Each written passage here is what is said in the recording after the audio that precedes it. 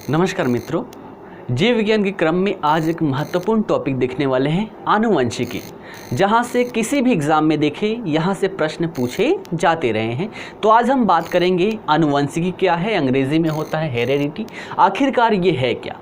आप सभी ने देखा होगा जितने भी पुत्र हैं, है ना, पुत्रियां हैं, यानी कि जो भी संतान होती है किसी भी जीव की, उसमें कुछ ना कुछ विशेषताएं होती हैं, गुण होती है। तो आखिर ये गुण आती कहाँ से हैं। जैसे मनुष्यों की बात करें तो आपने देखा होगा कुछ बच्चे थोड़े काले होते हैं, कुछ बच्चे थोड़े गोरे होते हैं, कुछ सांवले होते हैं, कुछ बहुत इंटेलिजेंट होते हैं, कुछ हल्के पागल प्रकार के होते हैं, किसी के बाल सीधे हैं, किसी के बाल घुंघराले हैं, है ना, किसी की आंखें भूरी है, किसी की काली है। तो ये सब जो गुण हैं, ये सारी गुण आती कहाँ से हैं, इसी की चर्चा हम आनुवंशिकी के अंतर्गत करने वाले हैं। ठीक है ना, बहुत मजा आने वाला है। चलिए इसको समझते हैं। सबसे पहले आनुवंशिकी की बात करें तो पहले किसी को पता नहीं था कि जो भी ये गुण है संतान में जो आता है वो आखिरकार आता कहाँ से है। सबसे पहले कब पता चला, जब ग्रेगर जॉन मेंडल के द्वारा सबसे पहले कब 1866 ईस्वी में एक प्रयोग किया गया। और इनके प्रयोग से ही ये पता चला कि जो भी माता पिता के जो भी गुण हैं वो संतान में स्थानांतरित होती है। ठीक है ना, तो पहले ये पता नहीं था कि ये गुण आते कहां से हैं, लेकिन ग्रेगर जॉन मेंडल जो है इनके द्वारा जो प्रयोग किया गया, इन प्रयोगों से हमें यह पता चला कि माता पिता के जो गुण हैं, है ना, माता पिता के जो गुण हैं वो उनकी संतानों में स्थानांतरित होती हैं, है ना। तो यहीं से कंसेप्ट बन के आया आनुवंशिकी की। अब यहां पर देखते हैं आनुवंशिकी लक्षण क्या है ना, हेरेडिटी कैरेक्टर क्या है। तो इसको हम ऐसे समझ सकते हैं कि संतानों में माता पिता से जो भी गुण होता है ना, जो भी गुण हो, जो भी मैंने बताया एग्जाम्पल के रूप में हम उसे भी ले सकते हैं ना। लड़का काला है, गोरा है ना, घुंघराले बाल है या फिर सीधी बाल है, भूरी आंखें हैं, काली आंखें हैं, ब्लू आंखें हैं। तो ये जो भी हैं, ये सभी के सभी जो भी गुण है, गुण धर्म है, ये सभी संतानों में माता पिता से प्राप्त होते हैं, है ना, संतानों में माता पिता से प्राप्त होते हैं। तो ये जो गुण होते हैं इसी को हम क्या बोलते हैं, आनुवंशिकी लक्षण बोलते हैं। अब यहां पर बात करते हैं कि ये क्या है। ठीक, आनुवंशिकता क्या है। तो देखिएगा, जीवों के आनुवंशिक समानताओं और विभिन्नताओं का ज्ञान कराने वाली जीव विज्ञान की जो शाखा है उसे आनुवंशिकता या फिर आनुवंशिकी कहते हैं। अंग्रेजी में हेरेडिटी या फिर जेनेटिक्स कहा जाता है। तो प्रश्न ये पूछा जा सकता है कि आनुवंशिकी से संबंधित जो भी अध्ययन होता है उस अध्ययन को क्या कहते हैं, इससे संबंधित अध्ययन को क्या कहते हैं, जीव विज्ञान की शाखा को क्या कहते हैं। तो हम आनुवंशिकता या आनुवंशिकी कह सकते हैं। अंग्रेजी में बोले तो हेरेडिटी या फिर जेनेटिक्स कह सकते हैं। तो आनुवंशिकी समझ में आ गया। अब ये संबंधित कैसे है, जो भी गुण हैं वो संतानों में माता पिता से कैसे स्थानांतरित होते हैं, क्या कारण होता है, इन सब की चर्चा हम आगे करने वाले हैं। ठीक, तो चलिए यहां पर देखते हैं। यहां पर हम देख रहे हैं मेंडल का प्रयोग कि मेंडल ने आखिरकार प्रयोग क्यों किया। तो आप सभी को पता होगा मेंडल के द्वारा किस पर, मटर का जो पौधा है, मटर के पौधे पर एक प्रयोग किया गया। इस प्रयोग में उन्होंने क्या किया कि शुद्ध प्रकार के बीज, मटर के 7 प्रकार के शुद्ध प्रकार के बीज लिए। अब शुद्ध प्रकार के बीज का मतलब क्या है, यानी कि देखा जाए एक बीज, है ना, मान लीजिए ये लाल प्रकार का बीज है ना, लाल मटर का बीज है जिसका बीज क्या है, लाल है।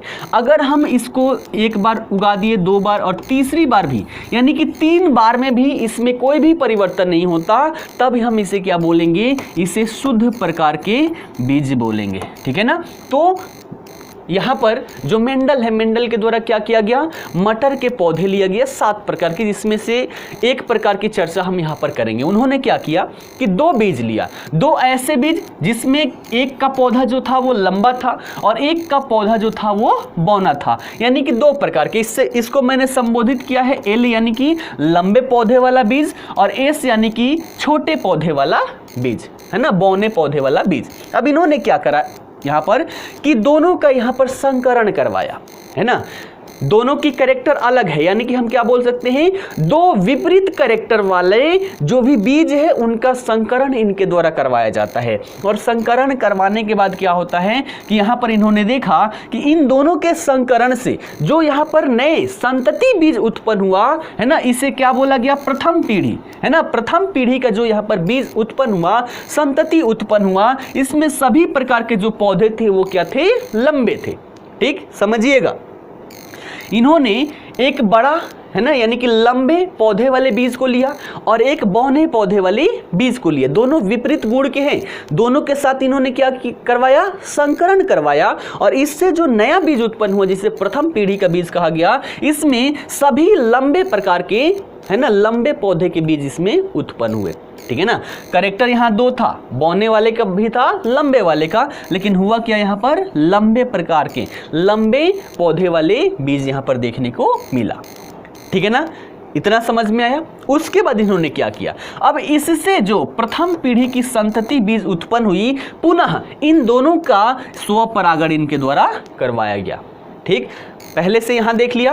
अब प्रथम पीढ़ी में जो भी बीज है इन सबको इकट्ठा किया और इनके द्वारा स्वपरागण किया गया। तो यहां पर जो इससे जो अगली पीढ़ी यानी कि दूसरी पीढ़ी जो प्राप्त हुई, इसमें क्या हुआ, इसमें इन्होंने देखा, ठीक है, कि इसमें लंबे और बौने दोनों प्रकार के पौधे हैं जो एक निश्चित अनुपात में देखने को मिलता है। लंबे पौधे 3 और 1, यानी कि लंबे और बौने पौधे में जो अनुपात था एक निश्चित अनुपात था, यानी कि 3:1 के अनुपात में यहाँ पर लंबे और बौने दोनों ही प्रकार के पौधे देखने को मिले। कहाँ, द्वितीय पीढ़ी में। ठीक, उसके बाद इन्होंने क्या किया, फिर यहाँ पर जो भी बीज था उन सभी बीजों को इन्होंने इकट्ठा किया और पुनः इससे क्या करवाया, स्वपरागण करवाया। और स्वपरागण करने के पश्चात इन्होंने क्या देखा कि इसमें क्या, देखिए, बौने जो पौधे के बीज थे, यानी कि यहाँ पर ये क्या था, ये लंबे वाले थे, लंबे वाले भी प्राप्त हुए और यहाँ से ये बौने वाले भी प्राप्त हुए। तो इन्होंने तीसरी पीढ़ी में इन्होंने क्या देखा कि बौने जो पौधे हैं, बौने से केवल बौने पौधे वाले बीज यहाँ पर उत्पन्न हुए हैं। उसके बाद 1/3 लंबे पौधे, यानी कि जितने भी लंबे पौधे थे उसमें से 1/3 जो लंबे पौधे के बीज थे ये लंबे पौधे को जन्म देते हैं। यानी कि यहाँ पर भी क्या था, 3:1 था और इनमें से जितने भी लंबे थे उन बीजों में से 1/3 जो पौधे थे उनसे लंबे पौधे के बीज जन्म लेते हैं और शेष 2/3 जो यहाँ पर बीज थे लंबे वाले, उसमें से 3:1 में लंबे और बौने पौधे को जन्म देते हैं। तो यहां पर आपको जो अनुपात है, अनुपात बार बार आपको 3:1 दिखाई देता है। तो ये उनका प्रयोग था और इन्होंने 3 पीढ़ी तक इस पर रिसर्च किया और रिसर्च करने के बाद जो रिजल्ट दिया, अब हम उस रिजल्ट पर चलते हैं। ठीक है ना, चलिए यहां पर देखते हैं। इन सब के रिसर्च पर इन्होंने 3 नियम दिए और उन 3 नियमों का हम यहाँ पर बात करते हैं। जैसे इनके नियमों को मेंडल की आनुवंशिकता नियम कहा जाता है। मेंडल की आनुवंशिकता नियम ये क्या है, इसको समझने का प्रयास करते हैं। पहला जो इन्होंने नियम दिया उसका नाम क्या रखा, प्रभावी गुणों का नियम, या फिर अंग्रेजी में बोलते हैं law of dominant character. Law of dominant character यानी कि प्रभावी गुणों का नियम। ये प्रथम पीढ़ी से संबंधित है, इसको समझने का प्रयास करते हैं। एग्जाम्पल भी देखेंगे, ज्यादा समझ में आएगा, है ना। यहां पर देखिए, एक क्या हो गया, लंबे वाला इन्होंने बीज लिया और दूसरा बौने वाला, 2 प्रकार के बीज लिया, दोनों में संकरण करवाया और संकरण के पश्चात इन्होंने क्या पाया कि यहां पर लंबे प्रकार के, केवल लंबे प्रकार के बीज यहां पर देखने को मिलते हैं। यानी कि यहां पर 2 चीजें दिखाई दे रही है, क्या, प्रभावी और अप्रभावी। यानी कि लंबा और बौना दोनों बीज से जो यहाँ पर अगला बीज हुआ, इसमें केवल एक प्रकार के गुण दिखाई दे रहे हैं, क्या, लंबे प्रकार के बीज, और जो दिखाई दे रहे हैं इसको प्रभावी लक्षण कहा जाता है। और जो स्मॉल वाला दिखाई नहीं दे रहा है, दब चुका है, इसे अप्रभावी लक्षण कहा जाता है। तो पहला नियम क्या है, स्क्रीनशॉट आप ले सकते हैं, इस पर लिख दिया ताकि आप स्क्रीनशॉट अच्छे से ले पाए। पहला नियम क्या कहता है कि जब परस्पर विरोधी लक्षण वाले पौधों के बीच है ना, परस्पर विरोधी यानी कि एक पूरा ही लंबा है और एक पूरा ही बौना है। तो जब परस्पर विरोधी लक्षण वाले पौधों के बीच संकरण कराया जाता है तो उनके संतानों में से विरोधी लक्षणों में से एक लक्षण परिलक्षित होता है और दूसरा दिखाई नहीं देता। अब यहां पर जो परिलक्षण होता है उसे हम प्रभावी लक्षण कह लेते हैं और जो दिखाई नहीं देता उसे अप्रभावी लक्षण कह लेते हैं। यही क्या है, मेंडल की आनुवंशिकता का नियम। ठीक, अब यहां पर समझते हैं कि डेली लाइफ में हम यूज कहां देख सकते हैं। ठीक, चलिए अब यहां पर मान लीजिए एक महिला है, ये हो गया महिला और ये पुरुष। तो एक महिला है एक पुरुष से, दोनों का विवाह होता है। दोनों की बात करें, दोनों के दोनों यहां पर क्या है, गोरे प्रकार के हैं। ठीक है ना, महिला और पुरुष दोनों ही गोरे हैं। अब इनसे जो संतान उत्पत्ति होती है, मान लीजिए इनसे एक संतान उत्पत्ति हुई और संतान उत्पत्ति यहाँ पर देखा जाए तो ये यहाँ पर क्या हो गया, काले रंग का पुत्र या पुत्री जो भी यहाँ पर प्राप्त हुआ। ठीक है ना, समझने के लिए मैं एग्जाम्पल बता रहा हूँ। तो दो महिला और पुरुष का यहाँ पर विवाह होता है और उससे जो दोनों के दोनों गोरे हैं, लेकिन यहाँ पर संतान जो उत्पन्न होती है वो काले रंग की होती है। ऐसा संभव है या नहीं है?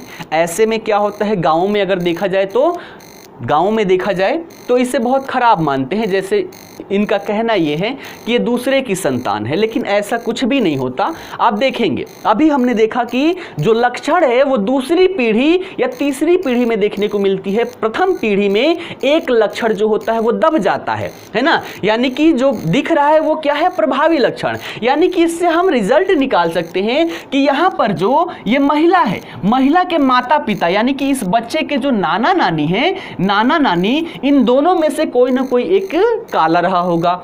अन्यथा की स्थिति में जो यहाँ पर पुरुष है, पुरुष के माता पिता यानी कि यहाँ पर दादा दादी जो हैं, दादा दादी दोनों में से कोई ना कोई एक काला रहा होगा। क्योंकि हम क्या देख रहे हैं यहाँ पर, धीरे धीरे कैसे आनुवंशिकता कैसे ट्रांसफर हो रही है। अभी हमने देखा प्रथम पीढ़ी में जो होता है, प्रथम पीढ़ी में वो दब जाता है, अगली पीढ़ी में दिखाई देता है। तो प्रथम पीढ़ी में यहाँ पर मान लीजिए दादा दादी या नाना नानी में से कोई एक यहाँ पर काला रहा होगा, लेकिन बच्चे जो है वहां पर गोरे सारे उत्पन्न हुए, लेकिन काले वाला जो जीन था यहाँ पर था लेकिन दबा हुआ था, जो अगली पीढ़ी में देखने को मिला और यहाँ पर बच्चा काला पैदा हुआ। ठीक है, तो ये क्या है, प्रभावी गुणों का नियम। यानी कि दो विपरीत गुणधर्म वाले बीजों का जब संकरण करवाया जाता है तो उन दो विपरीत में से केवल एक दिखाई देता है जिसे प्रभावी लक्षण कहते हैं, और दूसरा नहीं दिखाई देता, दब जाता है, उसे अप्रभावी लक्षण कहते हैं। यह पहला है प्रभावी गुणों का नियम।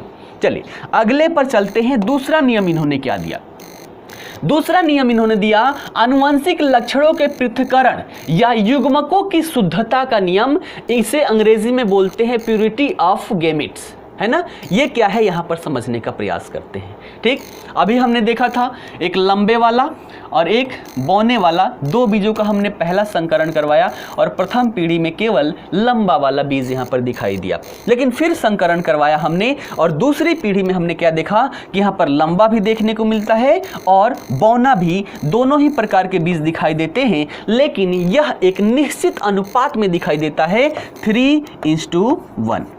ठीक है ना, 3:1, यानी कि ये क्या है, दूसरी पीढ़ी की बात कर रहे हैं। अर्थात इसका मतलब क्या हुआ कि जब दो परस्पर विरोधी लक्षणों वाले पौधों का संकरण कराया जाता है तो पृथक पीढ़ी में केवल प्रभावी लक्षण प्रकट होते हैं, परंतु दूसरी पीढ़ी में परस्पर विरोधी लक्षण एक निश्चित अनुपात में पृथक्करण हो जाता है। यानी कि यहां से हम वही महिला पुरुष वाला लेते हैं, यहां पर ये क्या हो गई, माता हो गई और ये क्या हो गया, पिता। ठीक है ना, अब इनके संतान हुए, है ना, इनके संतान हुए, इसे हम मान लेते हैं दादा, इसे मान लेते हैं दादा और इसे मान लेते हैं दादी। ठीक है ना, इनके क्या हुआ, पुत्र उत्पन्न हुआ, है ना, यानी कि बच्चे का ये क्या हो गया, पिता हो गया, बच्चे का यहाँ पर पिता हो गया। अब पिता जो हुआ इन दोनों से मान लीजिए काला पिता हुआ। ठीक, लेकिन आगे चलकर देखेंगे तो इस काले व्यक्ति का जो आगे पुत्र या पुत्री की प्राप्ति होगी, ये काले भी होंगे और गोरे भी होंगे, जो एक निश्चित अनुपात में होंगे। यानी कि 4 बच्चे होंगे, है ना। ठीक है ना। तो 4 में से 3 क्या हो जाएंगे, गोरे हो जाएंगे और 1 काले हो जाएंगे, ठीक है ना। तो इस प्रकार से यहाँ पर देखने को मिलता है। तो इससे इन्होंने क्या कहा, आनुवंशिक लक्षणों के पृथक्करण या फिर युग्मकों की शुद्धता। युग्मकों की शुद्धता इसलिए क्योंकि यहाँ पर 2 गुणधर्म थे, है ना। एक क्या था, लंबा था, एक बौना था, इससे लंबा हुआ, है ना। यानी कि यहाँ पर मिक्सअप होना चाहिए, लेकिन मिक्सअप यहाँ पर नहीं हुआ और अगली पीढ़ी में जाकर भी यहाँ पर लंबा और बौना दोनों अलग अलग कैरेक्टर के यहाँ पर बीज देखने को मिलता है। यानी कि यहाँ पर कैरेक्टर मिक्सअप नहीं हुआ। अगर मिक्सअप होता तो लंबा और बौना दोनों को मिलाते तो दोनों का बीज का हो जाता है, एक बहुत बड़ा यहाँ पर पौधा है, एक बहुत छोटा पौधा है, और दोनों का मिलाकर जब लक्षण दोनों का मिक्स हो जाते तो दोनों का मतलब बीज का हो जाता। लेकिन ऐसा कुछ भी नहीं है। जैसे लंबा और बौना का हमने संकरण करवाया था और दूसरी पीढ़ी में जाकर दोनों ही एक निश्चित अनुपात में देखने को मिलते हैं, दोनों में कोई भी मिक्सअप नहीं होता, इसलिए इसे क्या बोलते हैं, युग्मकों की शुद्धता। यानी कि जो इनके युग्मक है, युग्मक यहाँ पर शुद्ध रूप से होते हैं जो आगे अगली पीढ़ी में दिखाई देते हैं। तो इसे हम क्या बोलते हैं, आनुवंशिक लक्षणों का पृथक्करण या फिर युग्मकों की शुद्धता का नियम, ठीक है ना। चलिए स्क्रीनशॉट ले लीजिएगा, डेफिनेशन यहां पर लिखा हुआ है। चलिए आगे बढ़ते हैं। तीसरा नियम इन्होंने दिया जिसे बोलते हैं स्वतंत्र अपव्यूहन का नियम या फिर लॉ ऑफ इंडिपेंडेंट अजोर्टेंस, है ना, अजोर्टमेंट, सॉरी, स्वतंत्र अपव्यूहन का नियम या फिर लॉ ऑफ इंडिपेंडेंट अजोर्टमेंट। ये क्या है देखिएगा, इसमें बोल रहा है कि जब 2 जोड़ी विपरीत लक्षणों वाले 2 पौधों के बीच संकरण कराया जाता है तो इन लक्षणों का पृथक्करण स्वतंत्र रूप से होता है, अर्थात एक लक्षण की वंशानुगति दूसरे को प्रभावित नहीं करती, ठीक है ना। ये क्या है, स्वतंत्र अपव्यूहन का नियम, ठीक है ना। फिर से पढ़ता हूं, समझते हैं।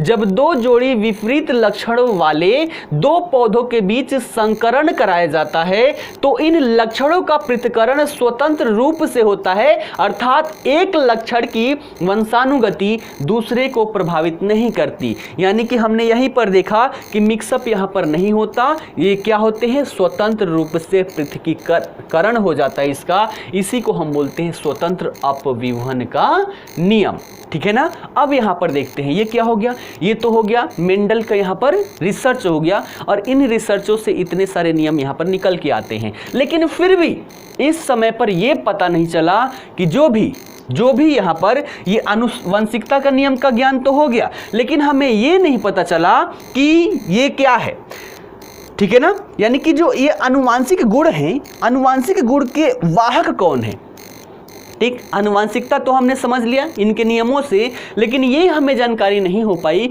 कि ये जो आनुवांशिक गुण है इसके वाहक कौन है। आखिर माता से, है ना, माता पिता से संतानों में ये जाता कैसे है, और ये कब पता चला, जब 20वीं शताब्दी में गुणसूत्र सिद्धांत प्रतिपादित किया गया। जब 20वीं शताब्दी में गुणसूत्र सिद्धांत प्रतिपादित किया गया तब यह पता चला कि आखिर ये आनुवंशिकता है, आनुवंशिक गुण है, ये माता पिता से संतानों में कैसे उत्पन्न होता है, कैसे स्थानांतरित होता है। चलिए अब इसको समझते हैं यहाँ पर कि आखिर ये क्या है, गुणसूत्र सिद्धांत क्या है, ठीक। अब देखिएगा, गुणसूत्र सिद्धांत की बात करें तो यहां पर एक शब्द आपको दिखेगा, समजात गुणसूत्र, है ना। समजात गुणसूत्र हमने देखा था, कोशिका पढ़ा था और कोशिका में हमने कोशिका विभाजन की बात की थी। तो यहाँ पर कोशिका विभाजन जो है ना, ये किससे संबंधित है, जनन कोशिकाओं से संबंधित है। और जनन कोशिकाओं में हमने देखा था कैसा विभाजन होता है, अर्धसूत्री विभाजन होता है, यानी कि जितने भी क्रोमोसोम होते हैं वो हाफ हाफ यहाँ पर विभाजित हो जाते हैं।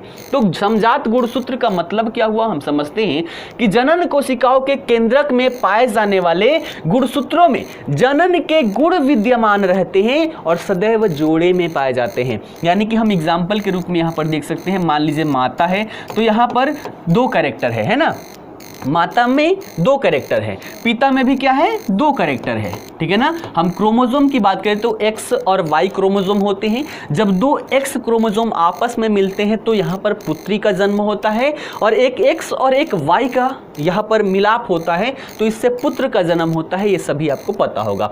तो जो भी यहाँ पर क्या होता है, ये जो जनन कोशिकाएं हैं, जनन कोशिकाओं में जब भी विभाजन होता है तो ये दो भागों में बट जाता है। जैसे दो एक्स यहाँ पर है तो दो यहाँ पर विभाजित हो गए, ठीक है ना। एक्स वाई यहाँ पर था, जब भी इसका विभाजन होगा तो एक एक्स और एक वाई, यानी कि जो जनन कोशिका है इसके केंद्रक में जो भी गुणसूत्र पाए जाते हैं वो हमेशा इसी में विद्यमान रहते हैं और जोड़े में पाए जाते हैं। और जब गेमिट निर्माण होने से पहले ये क्या होते हैं, विभाजित हो जाते हैं। फिर आगे चलकर दोनों मिलेंगे, जैसे मान लीजिए एक्स से एक्स मिल गया तो एक्स एक्स ये नया गेमिट बन गया। पुनः अगली संतान में क्या हुआ कि जितना यहाँ पर गुणसूत्रों की संख्या थी उतनी ही गुणसूत्रों की संख्या अगली संतान में हमें दिखाई देता है। मान लीजिए इस एक्स से ये वाई मिल गया तो यहाँ पर एक्स वाई यानी कि पुत्र की प्राप्ति हो गई, यानी कि जो यहाँ पर गुणसूत्र दिखाई दे रहा था उतना ही संख्या यहाँ पर भी दिखाई देगा। तो ये समझ में आ गया कि ये सदैव क्या है, जोड़े में पाए जाते हैं। अब देखिएगा यहां पर जनन कोशिका थी, अर्धसूत्री विभाजन हुआ है ना। अर्धसूत्री विभाजन के साथ क्या हुआ कि गुणसूत्र पर प्रत्येक गुण के लिए कम से कम एक अत्यंत सूक्ष्म संरचना पाई जाती है ना।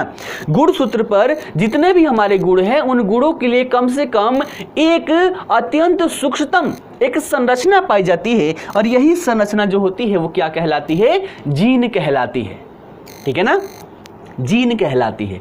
और प्रश्न पूछा जा चुका है कि जो माता पिता के गुण है, माता पिता के गुण का स्थानांतरण किसके द्वारा होता है, उसका कारक क्या है, तो वो क्या है, जीन है। तो ये समझ में आ गया जीन क्या है कि गुणसूत्र पर प्रत्येक गुण के लिए कम से कम एक अत्यंत सूक्ष्म संरचना पाई जाती है, और यही सूक्ष्म संरचना क्या होती है, जीन कहलाती है। अब यहाँ पर जीन की बात करें, जीन क्या है, तो आपने डीएनए आरएनए पढ़ा होगा, तो यहीं पर हम देख सकते हैं कि डीएनए का छोटा सा भाग होता है जो एक गुण के लिए उत्तरदायी होता है। तो जीन क्या है, डीएनए का एक सूक्ष्मतम इकाई है, डीएनए का एक छोटा सा भाग है जो किसी एक गुण के लिए उत्तरदायी होता है, और ऐसे ही डीएनए में बहुत सारे आपको जीन दिखाई देंगे, ठीक है ना। अब एक प्रश्न अभी संडे को जो पेपर हुआ था यूपीपीएससी में, वहां से प्रश्न पूछा गया है, जीन उत्परिवर्तन से संबंधित यहाँ पर प्रश्न पूछे गए हैं। कल मैंने एनालिसिस करवाया था तो वहां पर भी आप देख सकते हैं।